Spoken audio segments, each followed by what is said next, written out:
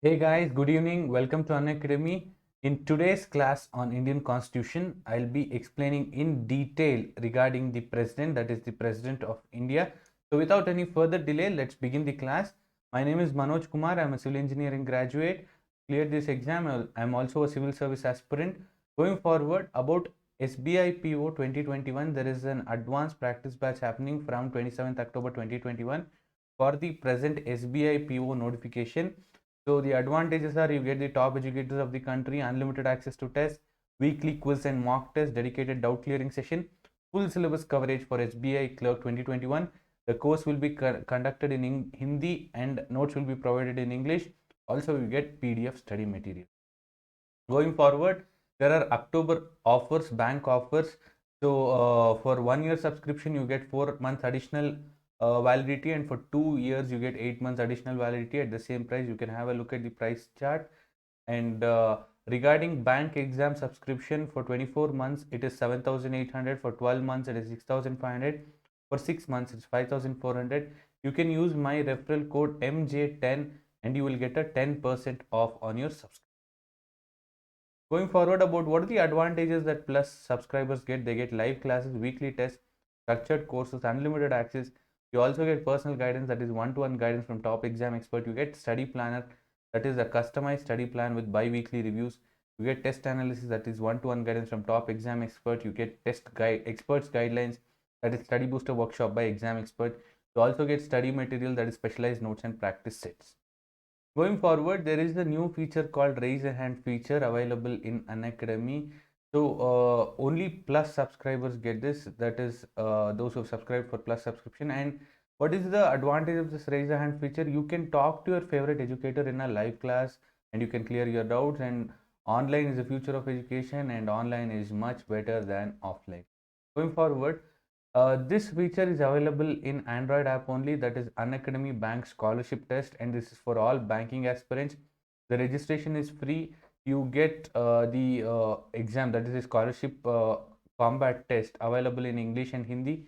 36 questions, you have to answer 36 questions in 50 minutes, and there is a detailed solution for each question. You can win from a scholarship pool of 1 crore rupees, and this exam will happen every Sunday at 10 a.m. So if you haven't enrolled, enroll right away. Going forward, there is Ask a Doubt by Unacademy, wherein what is Ask a Doubt feature? In this feature, this is available in Android and iOS app. So how would you benefit from it? You need to raise a query or a doubt, get instant solution to lack of question, high quality solution in English and Hindi. If a question is unique, subscribed learners get a detailed video solution, also solution available for bank exams. Now let us look at the president. So we have the president who is the head of the country. So the president is the head of the country. So going forward, Article 52 of our Indian Constitution, it says that there shall be a president of India.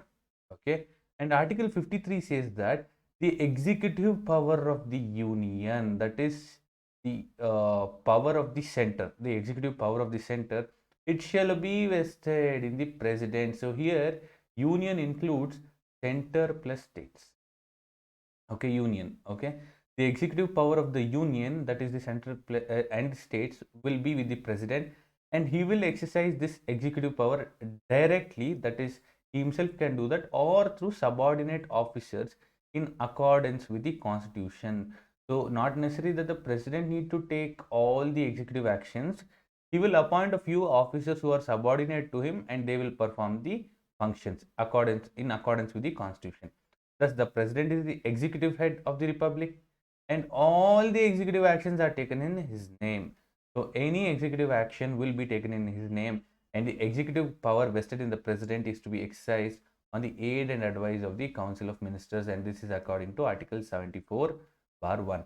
So, the Council of Ministers will advise the president, and after which the president can take decision, and it is obligatory on the part of the president to accept the advice of Council of Ministers as per 42nd and 44th Constitutional Amendment Act. And the president is obliged to consider the advice of Council of Ministers after the 42nd and the 44th Amendment Act. So this is important. Going forward, and the president is the first citizen of India. So if there is a question who is the first citizen of India, then it is the president, and he occupies the first position under the warrant of precedence. The first position in the this list called precedence list. Precedence list, that is who is given precedence, and president occupies the first position. Warrant of precedence indicates the hierarchy of positions occupied by various dignitaries attending a state function. So first it will be the president, after which it will be the former PM, after which there will be former PM, then there will be chief judges, judges of chief justice of India. After that there will be judges of India. So that is a list. In that list, the first and the topmost person will be the president of India. That will indicate the hierarchy. After that is the supreme commander of armed forces. This I will be telling you in detail. So we have armed forces, that is we have Indian Army, we have Indian Navy, and we have Indian Air Force. So the supreme commander of all these three forces is president. Going forward, how does the election of president take place? So we don't elect the president directly, we don't vote for the presidential election. We elect MPs and MLAs, that is member of parliament and member of legislative assemblies in our particular constituency. They in turn elect the president. So the president is not directly elected by the people, he is indirectly elected by the people. So that is why we say the president is elected by indirect election. And his election, the electoral college will consist of, it is based on the system of proportional representation by means of single transferable vote, and the vote being secret. So all the MLAs and MPs, they vote for the presidential election, all the elected MLAs and MPs. So their vote will be secret. That is one thing. And the other thing is, there is something called system of proportional representation by the means of single transferable vote. So suppose there are three candidates, candidate number 1, candidate number 2, candidate number 3, and you have to give your priority. You will give priority 3 to first candidate, priority 1 to second candidate, and priority 2 to the third candidate. This way, if your candidate with priority 1 loses, half of the value vote, that is half the value of your vote, will go to your second priority, half the value of your vote. And that is how system of proportional representation works. So your vote does not go to waste. At the end of the day, it will go to someone. If not the entire value, some part of the value will go to the other person. And this is what is system of proportional representation by single transferable vote. Going forward, so who will vote in the election of president? Who takes part in the election of president? The electoral college will consist of the elected members of both houses of the parliament. Okay, both houses of the parliament matlab Lok Sabha plus Rajya Sabha. In both these houses, there are elected members as well as nominated members. In Rajya Sabha, there are 12 nominated members. And in Lok Sabha, currently, there are no nominated members after the 104th Amendment Act. So all the elected members of both houses of the parliament, that is Lok Sabha and Rajya Sabha, will take part in the presidential election. Also, the elected members of legislative assemblies of the state, including NCT of Delhi and Union Territory of Puducherry, even they will take part in election. Only the elected members, not the nominated members. Remember, even in states, there is reservation for Anglo-Indian. For example, if you come to Karnataka, 224 plus 1. But this one is removed after the 104th Constitutional Amendment Act, wherein the reservation provided for Anglo-Indians has been repealed. So all the elected members, so 99% of them will be elected members in legislative assemblies of the states and NCT of Delhi and Union Territory. They take part in the election. Going forward, how does the election take place? See, the provisions dealing with the manner of election of President of India are provided in Article 55 and the President and the Vice President Election Act of 1952, amended subsequently in 1954. So there is this President and Vice President Election Act 1952, and according to Article 55, the election of President takes place. And he is elected, I have told you, by system of proportional representation by means of single transferable vote. I have already explained the system in detail, and the formula is provided by Article 55 of the Constitution. Article 55 of this Constitution gives the formula, that is, there is a value vote of an MLA. And how do you get the value vote of an MLA? Total population of the state. For example, the population of Karnataka is 7 crore by total elected MLAs. Let's assume there are 200 elected MLAs, and this will be 3500. And this is the value vote of an MLA from Karnataka. This also means that the value vote of an MLA differs from one state to another. Correct, right? Because population differs from state to state. Also, the number of constituencies differ from state to state. So, the value vote of MLA, it will differ from state to state. This is done. Why is this done? Because to give equality of representation in terms of population. So, the president is not president just for one state or particular committees. He is president for entire India. So entire India should have this opportunity to elect the president. So our voting, okay, the reason that they have done this, they have taken this system, that is wherein the value vote of MLA differs from state to state, is because they want to give equality of representation. And next one, thus an MP will have the number of votes as determined by this formula. What is the formula for MP? Value vote of an MP is nothing but the total votes cast by all the elected members MLAs of 28 states and 2 union territories divided by total votes. Okay, total votes divided by total number of elected MPs, and that's how you get the formula for the value vote of an MLA. Why is this there? This formula is designed to bring parity, okay, between votes of an MLAs and votes of all the MLAs and votes of all these MLA MPs. That is MPs and MLAs, okay, they should have equal say in the votes, and that is the reason this formula has been carved out. Going forward, speaking about the president, Article 62 of the Constitution provides that an election to fill the vacancy shall be held as soon as possible after and in no case later than 6 months. So maximum time span that the for elections of president from the date of expiry is 6 months. Usually they conduct that even before the expiry of the term, and once the expiry of the term takes place, the new president will take oath of office. And the date of occurrence of vacancy, if such occurrence of vacancy is caused by resignation or death or impeachment otherwise. In case there is death, then suddenly it should hold the election and complete it within 6 months. Who will hold the election? Election Commission of India will hold the election. They will hold the election. And it also says that the vacancy caused by the expiration of the terms of office must be completed before the expiration of the term. So in case the vacancy is because of expiration of the term, for example, let's assume that Ramnath Kovind became president in 2020, so he has to resign in 2025 because 5 years is the term of the president. Term of president is 5 years. So if the vacancy is because of the expiration of the term, then the term of the process of election should be completed even before the expiry of the term. But in case there are the situations wherein the president may resign, or there might be death of president, or there might be impeachment of president, during those times the election should be held within 6 months from the date of resignation, death, or impeachment.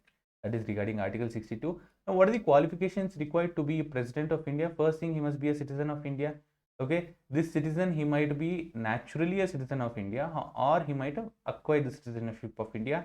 In both the cases, one can be president. However, if you go to US, only those who are citizens by birth can be president. And next one, he must have completed age of 35 years. Yes, this is one mandatory requirement. 35 years. Remember the number. This is important, and this has been asked quite a few times in the examination. He must be qualified for election as a member of House of the People. That is, he must have all the qualifications to become a member of Legislative Assembly. He should not hold any office of profit under the government of India or the government of any state, or under any local or other authority subject to the control of any state government. So, he should not hold any office of profit under government of India or under government of any state.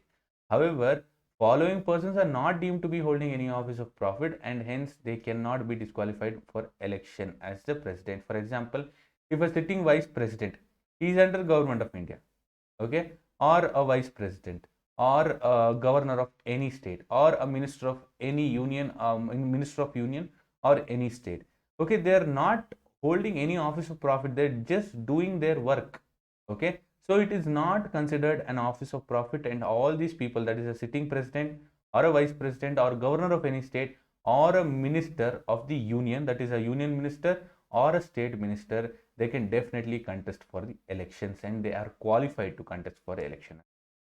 Going forward, what is the eligibility for re-election? A person who holds or who has held the office of president shall be eligible for re-election to that office. There is no cap on number of terms that one can be president, that one can be president. Okay, but if you go to US, the cap is only 2 terms. So Obama was president only for 2 terms. That is the maximum number of terms that one can be a president in US. However, there is no cap on the number of terms that one can be.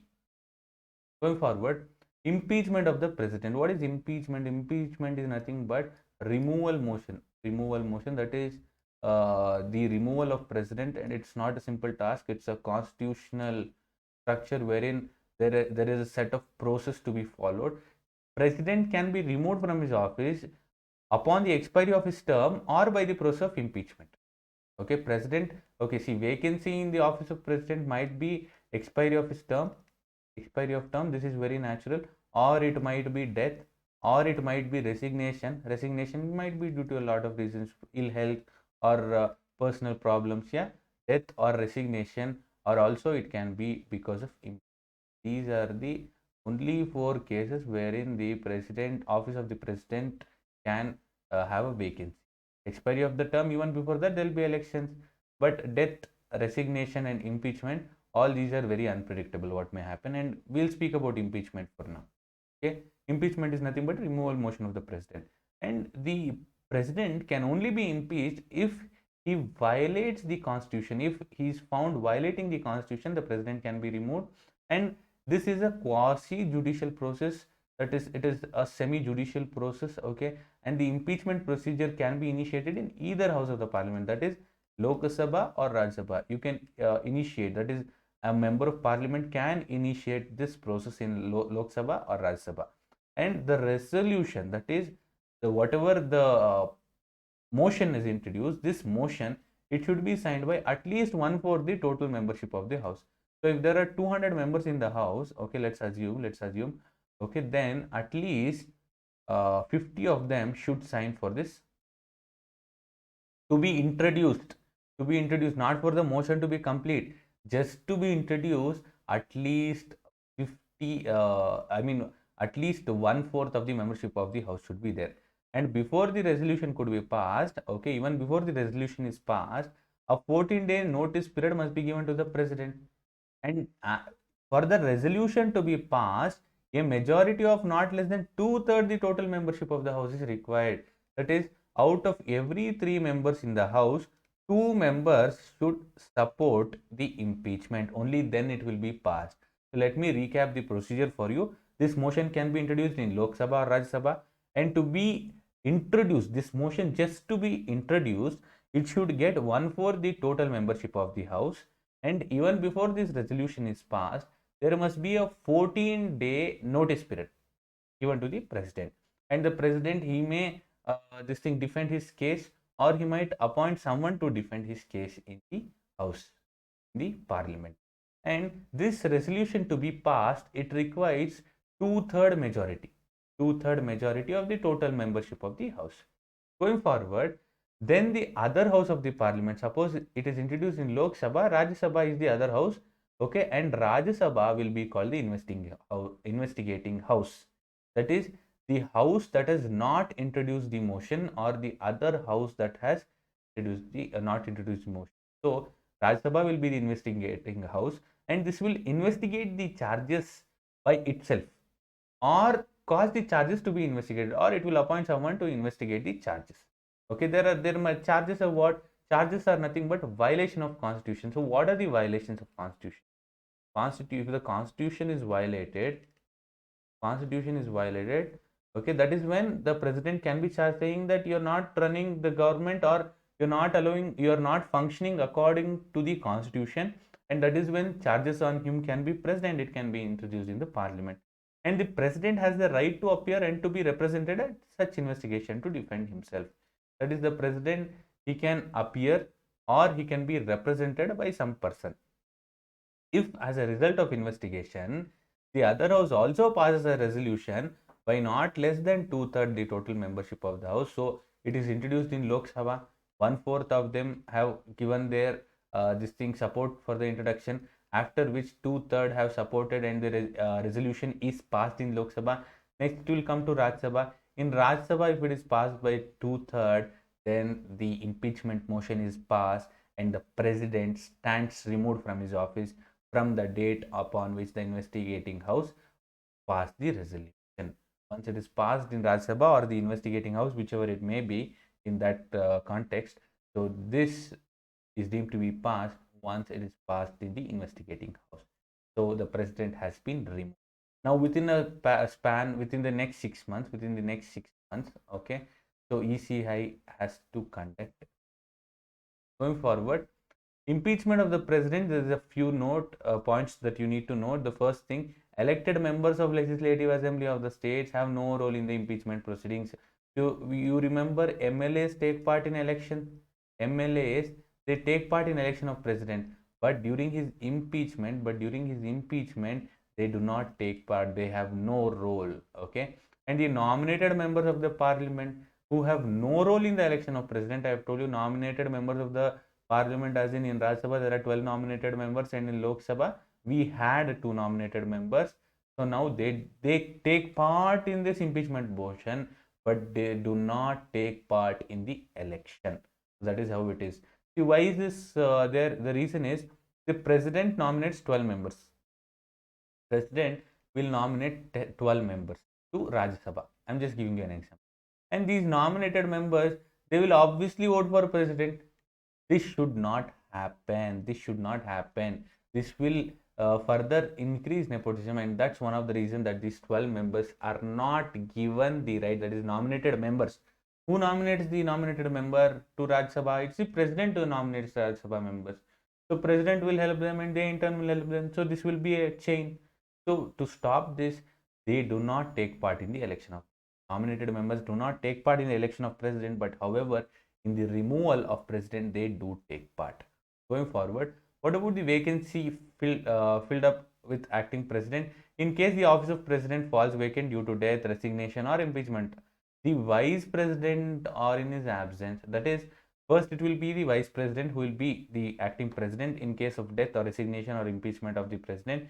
And even if the vice president is absent, then the chief justice of Supreme Court, or in the absence of Chief Justice of Supreme Court, the senior most judge of Supreme Court will be the president till the fresh election for the post and the new incumbent. So what happens if the president is not there? It will be vice president. If the vice president is not there, then it will be Chief Justice of India. Even if the Chief Justice is not there, the senior most judge of Supreme Court will be the acting president. Okay, so these are whom you need to remember as acting presidents. Okay, and if the president is not able to discharge his duties due to sickness or absence due to any other reason, the vice president discharges the function of president and is entitled to the same salary allowance wages which are available to the president under the constitution. So whoever is the president, it might be the vice president or chief justice of India or the senior most judge of Supreme Court. He will be the acting president. When he is the acting president, okay, so all the powers, salary, allowances, privileges which the president will enjoy will be provided to them. Okay, going forward, what are the powers of the president? First thing, we'll look at the legislative powers of the president. The legislative powers of the president, the first one is the president summons, that is, he calls both house of the parliament, and prorogues, that is, give a break to the sessions. Okay, so the president will call for the session, he will also prorogue the session, and he or she, the president, can dissolve the Lok Sabha. You know, Lok Sabha is a non-permanent house, it can be dissolved, and this dissolution can be done by the president, and this is done only after the advice of Council of Ministers headed by the Prime Minister. The Prime Minister will advise along with the Council of Ministers for the president to dissolve the house, and this process can only be done by president. And remember, only Lok Sabha can be dissolved and not Rajya Sabha. And the president inaugurates the parliament by addressing it after general elections and also at the beginning of first session of each year. The first session of every year will be budget session. So in budget session, there will be a budget speech by president, and that is the inaugural speech. And after the constitution of the parliament, after a general election, basically, the president will be give its first address. So these are the two places wherein the presidential speech is important, and these are the legislative powers of the president. Going forward, all bill passed by the parliament can become laws only after receiving the assent of president. So there is a bill, okay. This bill will first be introduced in the lower house, after which it will go to upper house, that is Lok Sabha. From Lok Sabha it will go to Raj Sabha. From Raj Sabha it has to get the assent of president, that is it has to be ratified the president, after which a bill will become an act. Until then it is not an act. Okay, so remember the difference between a bill and an act. What are the process it undergoes? A bill undergoes to become an act, and the president, once the bill is sent to the president can return the bill. Okay, if he is not satisfied, if he is satisfied, he can give his assent, or he can ratify the bill and it will become an act. If he is not satisfied, he can send it back to the parliament, except a money bill or a constitutional amendment bill. He cannot send it back for reconsideration. Okay, but whatever he has sent for reconsideration, if it is sent back to the president, even with amendments or without amendments, president has to give his assent to the. That is how the process runs. And the president can also withhold his assent to the bill, thereby exercising pocket veto. So suppose there is a bill, the president can just keep the bill in his pocket and take no decisions on it. And this is what we call pocket veto. I mean, not literally keep it in his pocket, he can just keep it aside and not take any. When both the house of the parliament are not in session, that is when Rajya Sabha and Lok Sabha both are not in session, and if the government feels that there is an immediate action required, immediate law to be passed, then the president can promulgate ordinances, and this is according to Article 72 of our Indian Constitution. Promulgation of ordinance by the president, okay, which have these ordinances will have the same force and effects as laws passed by the parliament. Okay, these ordinances will have the same force and effect as laws passed by the parliament. Going forward, what are the executive powers of the president? The executive powers of the president are as follows. The president, he'll appoint the prime minister. The president will also appoint the other members of the council of ministers, distributing portfolios to them on the advice of prime minister. That is, president will appoint PM, and this PM will advise whom to make the ministers, that is council of ministers. Then the president will appoint the council of ministers, and that is how the whole system is. And the president is responsible for making a wide variety of appointments. The president will appoint the governor of states, he will appoint the chief justice, the other judges of Supreme Court and High Court of India, attorney general, comptroller and auditor general, chief election commissioner, and other election commissioners. And the chairman and the other members of Union Public Service Commission, that is the chairman and members of UPSC, and ambassadors and high court commissioners to the other countries are also appointed by the president. So president makes a lot of appointments to a lot of constitutional positions in our constitution, in our country, and the president is also the commander-in-chief of the Indian Armed Forces, commander-in-chief or the supreme commander of the Indian Armed Forces. These are his executive powers. Going forward, what are the financial powers that the president has? All the money bills originate in parliament only if the president recommends it. Okay, so see, there are two things that you need to note. One, a money bill can only be introduced, okay, only president can introduce, only after recommended by president.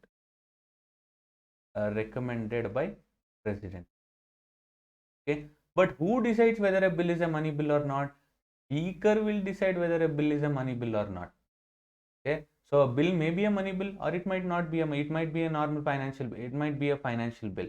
So a speaker will decide whether a bill is a money bill or not, and only after the recommendation by the president, the money bill can be introduced in the parliament, and he or she causes the annual budget and the supplementary budget before the parliament.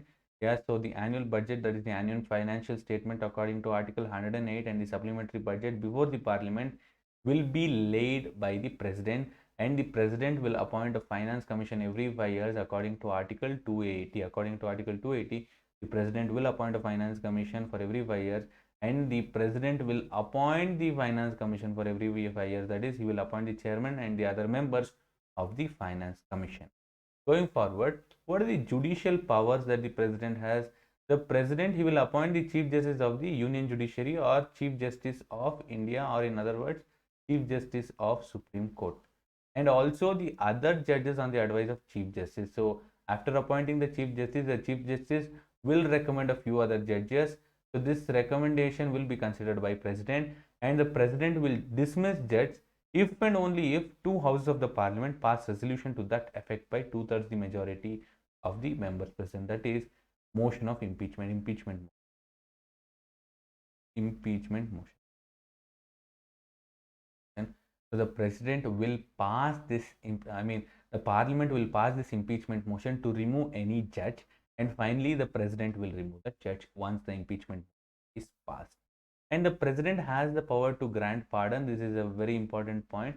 So president has the power to grant pardon. That is, the president can suspend, he can suspend, remit or commute the death sentence of any person. That is, he can pardon, that is completely absolves the offender. Once it is pardoned, it's like whatever the punishment it was will be absolved, and a reprieve, that is a temporary suspension of sentence, that is because of investigations or thinking of reconsideration. The reprieve is a short term, it is a short term relief or a temporary suspension of the sentence. Commutation is wherein a substitution of one form of punishment to another form which is of lighter character. So a life imprisonment can be commuted to to 7 years 7 years. So this is commuting, and respite is awarding a lesser sentence on special ground. So the sentence will be reduced, but the whatever is the actual, for example, rigorous imprisonment, okay,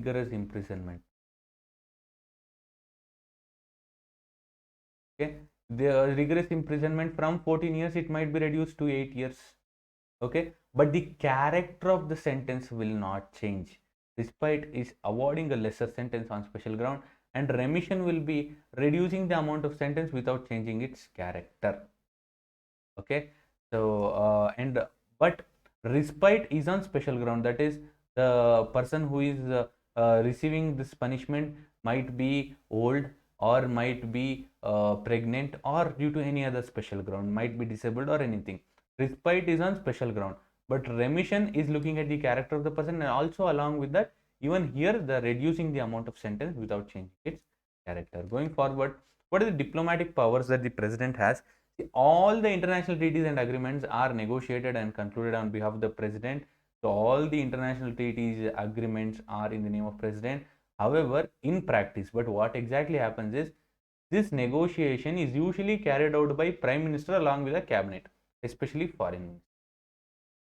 Okay, but it will be carried out in the name of the president, but in reality or in practice or in non-ideal situations, the prime minister along with the cabinet will usually negotiate.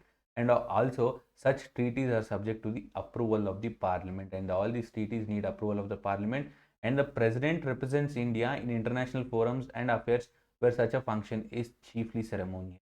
So in ceremonial function, who will be the chief? It will be the president, and the president can also send and receive diplomats, that is the officers from the Indian Foreign Service, IFS. So the president will send IFS officers to other countries, and also receive foreign diplomats from other countries. All these are the diplomatic powers of president. Going forward, what are the military powers of the president? I have already told you the president is the supreme commander of the defense force of India. So the president, he can declare war or he can conclude peace subject to the approval of the parliament. So parliament approval here is mandatory. That's why we have a parliamentary form of government, parliamentary form of government. We have a parliamentary government, not a presidential government. And the reason we have not gone for presidential government is because we want the parliament to be supreme, where the members are elected, and these elected members, these members are elected by the people, and in turn people are supreme. That is why we have parliamentary form of government, not form of government. And all important treaties and contracts are made in the president's name. So all important treaties and contracts will be made in president's name, and the president is the supreme commander of the defense forces of India, and the president can declare war or conclude peace subject to the approval of the parliament. All important treaties and contracts are made in president. Okay, so these are the important military powers that the president enjoys. Going forward, there is something called as emergency powers which the president has, and the president can declare three types of emergency. Which are the three types? National emergency under Article 352, state emergency or famously called President's Rule. President's Rule. This is under Article 356, and financial emergency which has not been declared till date according to Article 360. All these are the emergencies that can be declared in India, and this can be declared only by the president and no one else. Okay, when I do a separate class on emergency, I will explain all the three types of emergency. So about Ask a Doubt by Unacademy, you go to the doubts and solutions feature on your home screen. You click on Ask a Doubt and upload your doubt image, crop the image and highlight the question, choose the subject that the question falls under, and you will get answer from the respective educator. And there's also this report and win. This is an opportunity for all learners to report any inappropriate content in the video and be the first one to report a particular issue to claim prize. Report any inappropriate content the form. Okay, and that is it for today. I hope you have understood the lesson president very clearly. Thank you so much for watching. Please do like, share and subscribe. Thank you.